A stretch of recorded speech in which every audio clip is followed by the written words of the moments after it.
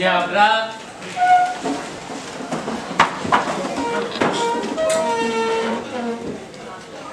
Ucapkan salam.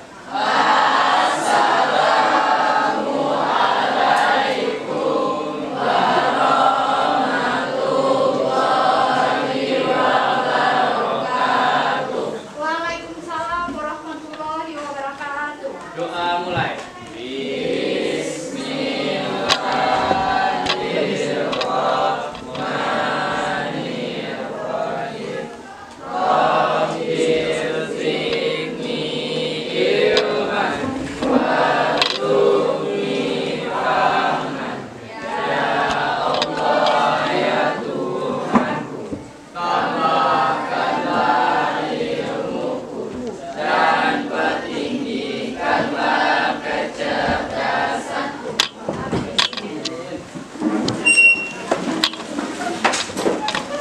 Nah, sebelum kita memulai pembelajaran, coba kita refresh dulu ya. Kalian juga sudah istirahat. Kita refresh dengan sesuai dengan kurikulum Merdeka, lagu profil pelajar Pancasila ya. Ibu lihat siapa yang tak serius ini berkenaan dengan nilai individu kalian. Silakan.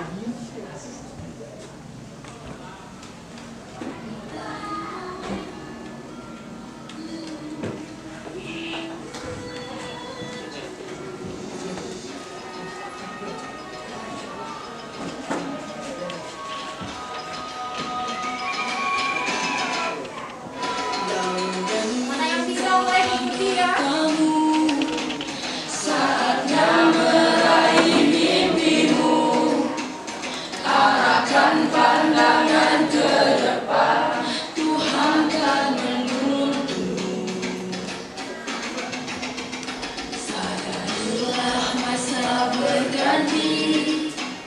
Tantangan kan kita hadapi, bergandeng tangan untuk negeri, era kita menanti berseri. Kita pelajar Pancasila, kita bernapas dalam sila-silanya. Kita pelajar Pancasila, ayo kita jaga untuk Indonesia.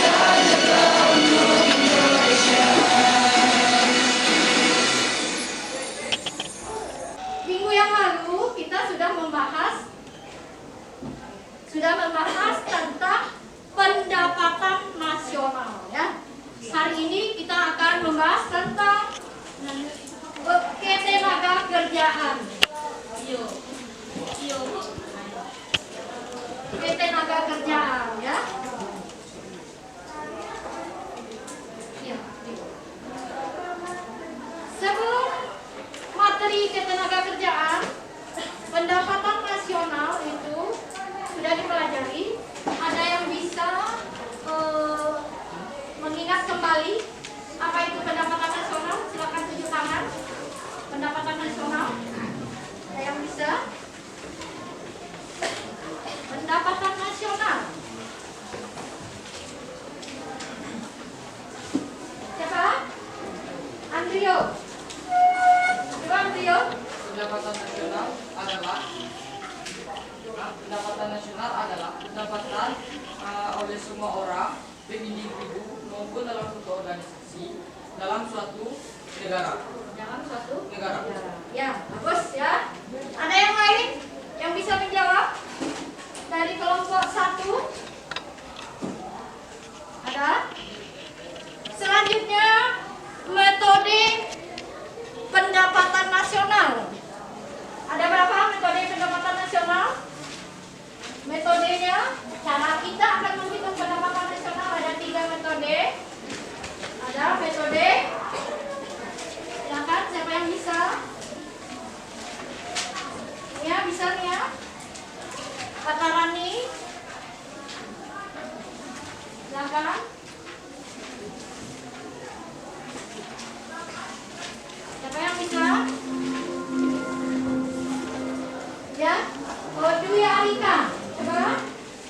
Ada berapa metode pendapatan nasional? Ya.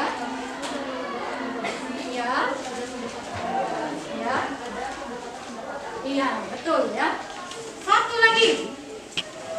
Konsep pendapatan nasional. Konsep pendapatan nasional ada 6 itu. Coba. Siapa yang bisa uraikan? Ya, sebutkan. Ada 6 konsep pendapatan nasional. Coba Iksan. Siapa? Nia, Ramadhani. Konsep pendapatan nasional ada 6. Yang pertama ada produk domestik bruto (PDB) atau gross domestic product. Yang kedua ada produk nasional bruto (PNB) atau gross national product (GNP). Selanjutnya ada produk nasional neto (PNN) atau net national product (NP). Lalu ada pendapatan nasional bersih (PNB) atau net national income (NNI). Ya, net national income. Lalu ada pendapatan perorangan atau personal income. Yang terakhir ada pendapatan disposable atau disposable income. Ya, DI ya. Dari GDP sampai ke DI. Dan nah itu pada video yang lalu, hari ini kita mempelajari tentang ketenagakerjaan. Semuanya berkontribusi dengan materi sebelumnya. Ya. Untuk selanjutnya di sini Ibu akan menampilkan PowerPoint tentang tujuan pembelajaran.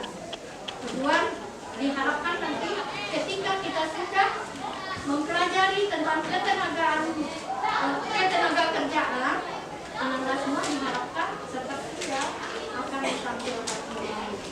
Ya, ini profilnya dulu. Oke, tujuan pembelajaran. Ada 4. Ada berapa 4 ya? 4 tujuan pembelajaran. Ada 4 tujuan pembelajaran. Yang pertama, setelah kegiatan pembelajaran ini, semua siswa diharapkan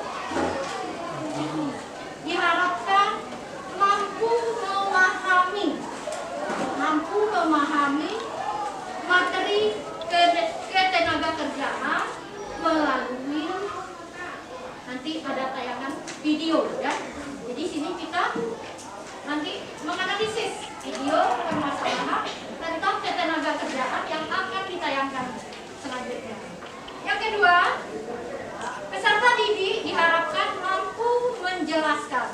Tadi memahami, yang kedua menjelaskan, yang ketiga mendeskripsikan. Ya, memahami. Dasarnya harus memahami. Yang ketiga mendeskripsikan, dan yang keempat melalui diharapkan karena kita ada di sini Ibu mengambil metode sebagai model pembelajarannya PBL, problem based learning ya, yang mengumpulkan menyelesaikan masalah, tidak menjelaskan konsep ya. Di sini kita membagi kelompok, gunanya untuk mendiskusikan materi sesuai yang akan ditayangkan ya.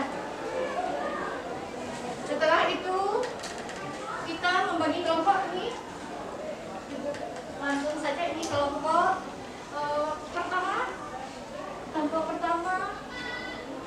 Ini kelompok pertama, kelompok angkatan kerja. Yang ini kelompok kedua, kelompok namanya kelompok tadi kelompok 1 angkatan kerja, yang kedua kelompok, yang ketiga kelompok apa? Anak kelompok apa? Kelompok apa? Pengangguran, berhubungan juga ya, berhubungan untuk permasalahan. Kelompok sistem upah, tenaga kerja bekerja tentu akhirnya menginginkan suatu upah untuk memenuhi kebutuhan hidupnya, baik masa sekarang maupun masa yang akan datang. Ini kelompok berapa? Kelompok 6, kelompok apa? Tenaga kerja ya. Tenaga kerja berhubungan ya. Kelompok berapa lagi? Sudah ya. Selanjutnya kita akan membahas tayangan videonya dulu ya. Tampilkan tayangan video. Setelah itu Wakil Presiden Ma'ruf Amin menyatakan permasalahan ketenagakerjaan di Indonesia saat ini semakin kompleks. Pengangguran di Indonesia tinggi, sedangkan di sisi lain tingkat daya saing atau produktivitas masih rendah. Menurut Wapres, permasalahan ketenagakerjaan diperparah dengan pandemi COVID-19. Selain itu, persoalan ketenagakerjaan disebabkan oleh ketidaksiapan sumber daya manusia Indonesia untuk beradaptasi terhadap perubahan dan disrupsi teknologi. Oleh sebab itu, pemerintah telah menetapkan pembangunan SDM sebagai program prioritas.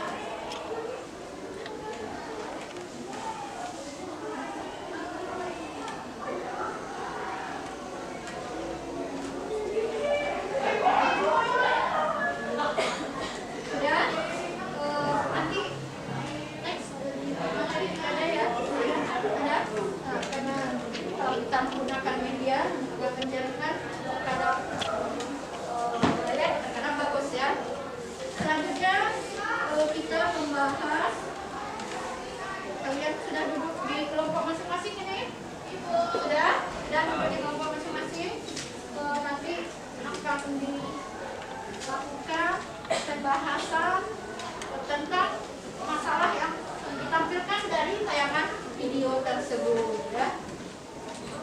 Seterusnya kelompok-kelompok sudah dipersilahkan untuk memulai melaksanakan diskusinya. Silakan ya. Semua siswa harus aktif. Ini silakan dibuka bukunya. Semua siswa aktif, semuanya mengerjakan diskusi, kita menyelesaikan masalah yang ada. Silakan dikasih waktu selama 20 menit ya, masing-masing kelompok bekerja sama. Nanti kalian mempresentasikan. Ini kita mempelajari kelanjutan dari materi tersebut. Di sini ada pertanyaan bermakna. Pertanyaan bermakna.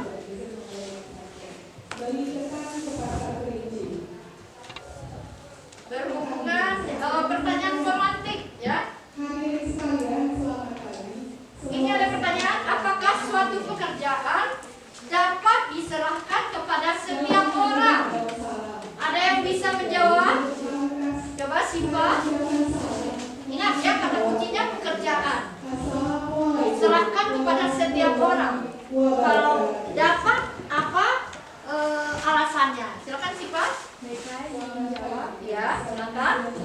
Tidak semua pekerjaan itu dapat diserahkan kepada orang lain karena beberapa alasan. Yang pertama ada setiap orang pastinya memiliki keterampilan dan keahlian yang berbeda-beda, di mana setiap orang itu tidak bisa menyelesaikan semuanya. Ya.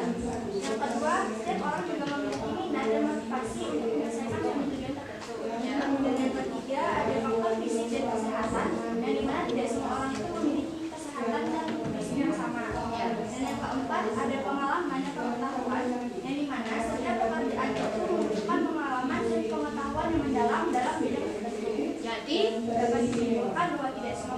Iya, jadi tidak semua pekerjaan dapat diserahkan kepada orang lain. Coba kita beri apresiasi. Ada yang bisa mengulangi? Intinya 4 kata kunci tadi. 4 kata kunci. Kenapa tidak bisa diserahkan kepada orang lain? Yang pertama ya kita ambil dari terakhir boleh, dari pengalaman ya, dari keterampilan, dari fisik dari seseorang tersebut, dan satu lagi dari apa? Yang pertama, karena tidak semua orang dapat menyelesaikan kata keterampilannya terbatas ya, terbatas. Selanjutnya ada lagi di sini terpenuhikah upah atau gaji atau pendapatan orang tuamu untuk memenuhi kebutuhan hidupnya di zaman sekarang ini? Ada yang bisa menjawab? Coba Dwi Alika. Suara yang nangkap ya, Dwi.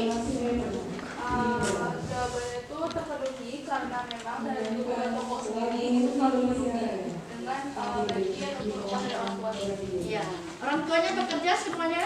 Iya. Iya, alhamdulillah ya. Walaupun misal upah atau gaji sekian jutaan, kita selaku kepala rumah tangga dan bendaharanya itulah ya mengatur. Itu dari fungsi dari manajemen ya, atur mengarah. Selanjutnya masih ada lagi di sini. Apa pekerjaan kedua orang tua? Ada yang bisa jawab dari kelompok lain atau siapa? Silakan. Pekerjaan kedua orang tua. Hani? Hani? Siapa yang jawab? Coba Hani ya. Kita sebutkan saja sesuai dengan pekerjaan kedua orang tua kita. Ya.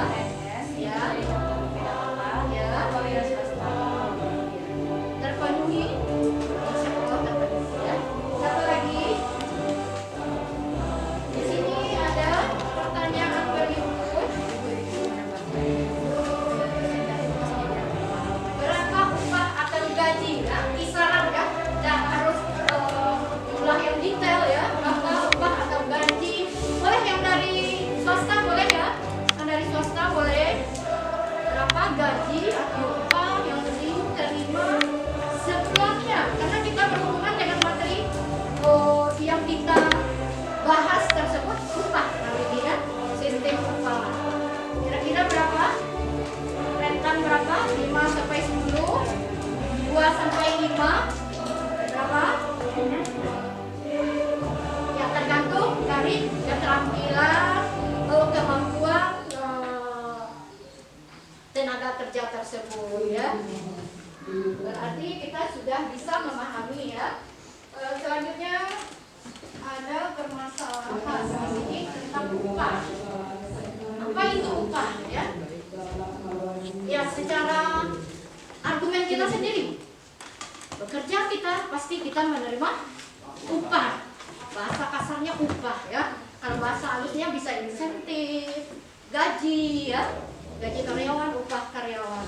Bagaimana dengan upah tenaga kerja sekarang ini yang ada di Indonesia? Coba pernah Ananda observasi itu? Tenaga kerja kita yang ada di Indonesia ini bekerja, kira-kira berapa upah yang didapatkan itu? Ya, perkiraan saja. Perkiraan. Ya tergantung juga ya, tergantung dari di mana dia bekerja, perusahaan apa. Tentu kebijakannya berbeda-beda ya, tergantung kemampuan dari perusahaan tersebut. Tentu perusahaan yang besar tidak sama gaji karyawannya dengan perusahaan-perusahaan yang menengah atau yang kecil. Begitu juga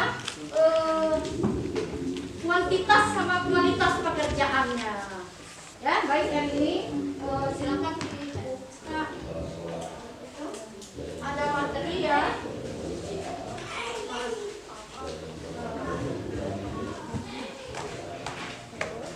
Sistem upah.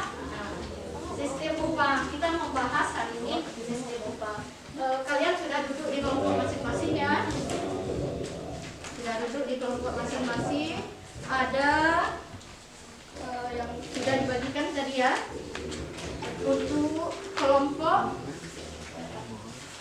kelompok 4. Ada dibagikan? Belum?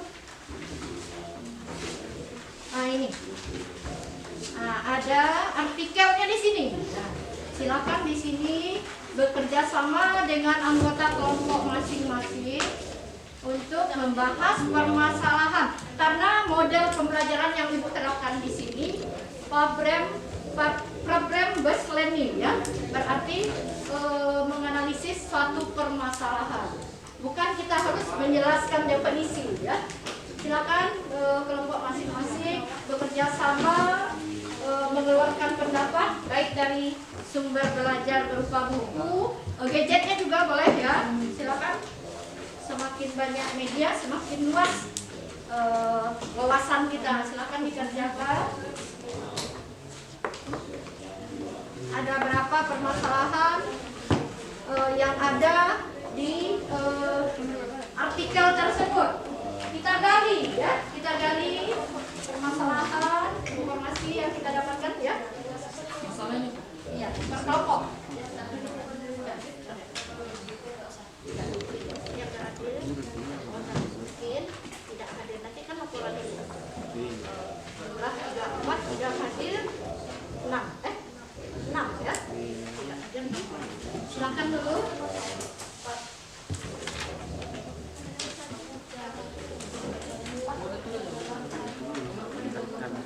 Bagi-bagi tugas ya, berapa soalnya di sana? Ada 4 ya, bagi-bagi tugas. Ini cari nomor pertama, yang kedua, yang ketiga, yang keempat. Ini yang sebagai notulen, yang satu untuk presentasi. Ya jadi.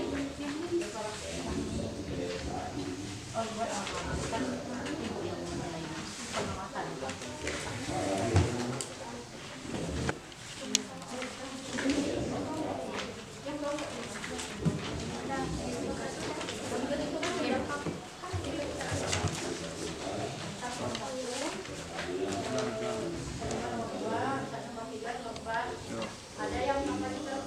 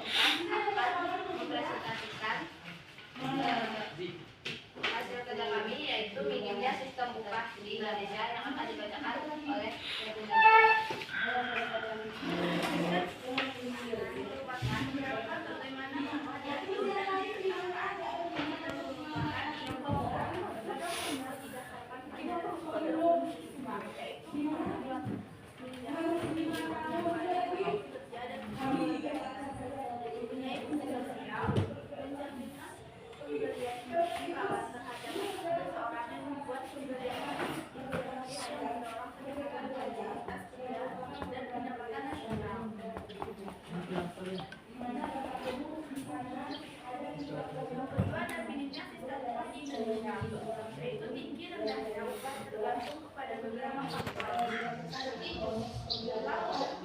jumlah lowongan kerja, jumlah permintaan tenaga kerja, dan waktu tenaga kerja. Jumlah lowongan kerja berpengaruh kepada besaran upah, semakin besar jumlah tenaga kerja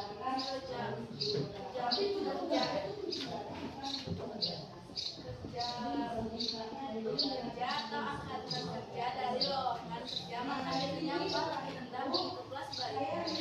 Jumlah permintaan tenaga kerja tergantung pada jumlah pencari kerja. Artinya, jumlah permintaan tenaga kerja lebih besar dari pencari kerja, maka biasanya upah pekerja tinggi, begitu pula sebaliknya. Kemampuan tenaga kerja ini semakin tinggi penyesaran kepada pencari kerja, biasanya upah pekerjaan akan tinggi. Begitu pula sebaliknya. Selanjutnya, kita perbedaan upah dan faktor perbedaan upah akan dikatakan secara sama. Sistem pemberian upah di Indonesia dikenal beberapa sistem pemberian upah, di antaranya upah menurut waktu, upah prestasi, upah skala, dan upah kredit. Selanjutnya, untuk acara kita jawab,